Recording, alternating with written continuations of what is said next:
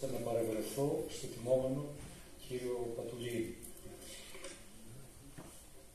Έναν άνθρωπο ο οποίος περιβάλλεται και περιβάλλεται από μια μεγάλη στοργή, με μεγάλη αγάπη.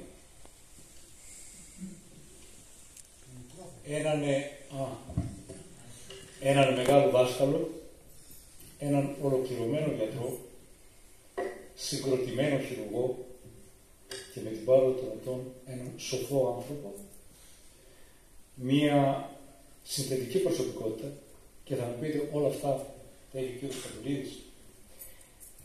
Εγώ να καταθέσω τις εμπειρίες μου σχεδόν πάνω από 30 χρόνια. Δάσκαλος, συνεργάτης του, και είμαι βέβαιος ότι στο τέλος, αφού καταθέσω όλα αυτά, όλοι θα συμφωνήσετε μαζί μου ότι πράγματι έχει αυτός ο άνθρωπος όλα αυτά. 1986 τέλειωσα την υπηρεσία υπαίθρου στην πρώτη Σερών και ακούγοντας ότι στο νοσοκομείο της Κοζάνης ένας θαυμάσιος χειρουργός, είπα ότι πρέπει να πάω κοντά του, να γυρίσω στη γενέτειρά μου, στα σέλια της Κοζάνης. Βέβαια, το νοσοκομείο με έχει στιγματίσει σε μια ηλικία 7 ετών από ένα μικρό ατύχημα. Παρευρέθηκα νοσηλευόμενος και με θεράπευε ο αείμνηστος Μπλούρας.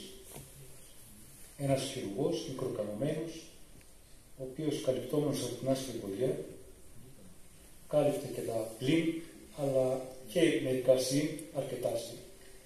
Στα παιδικά μου τα μάτια, το κύρος το οποίο προσέδιδε στην κλινική, μάλλον με δημιούργησε το στίγμα προκειμένου να ακολουθήσω την ιατρική. Στη συνέχεια, ακούγοντας για τον κύριο Πατουλίδη, αποφάσισα ότι θα γυρίσω στο νοσοκομείο της Κοζάνης για να είμαι δίπλα του. Πρώτη ημέρα όπου πλέον είμαι κοντά στον κύριο Πατουλίδη και ξεκινάμε το πρωί, προεξάρχοντος του διευθυντού του κυρίου Πατουλίδη, την επίσκεψη. Ακολουθώ και εγώ, μαζί με άλλους γιατρούς, ειδικούς, νοσηλευτικό προσωπικό, φτάνουμε στον θάλαμο, εξετάζει ο κύριος Πατουλίδης και ξαφνικά βγάζει μια φωτογραφία και μου λέει: «Κύριε, τι είναι εδώ πέρα?» Μάλλον η γη έφυγε κάτω από τα πόδια μου. Αλλά γρήγορα για να αντιδράσω είπα: «Είναι πνευμοθώρακας». Και η δεύτερη ερώτηση: «Και τι είναι πνευμοθώρακας?» Και πράγματι πάλι έφυγα, ζαλίστηκα και γρήγορα αέρας μέσα στα πνευμόνια. Μηδίασε και συνεχίσαμε την επίσκεψη.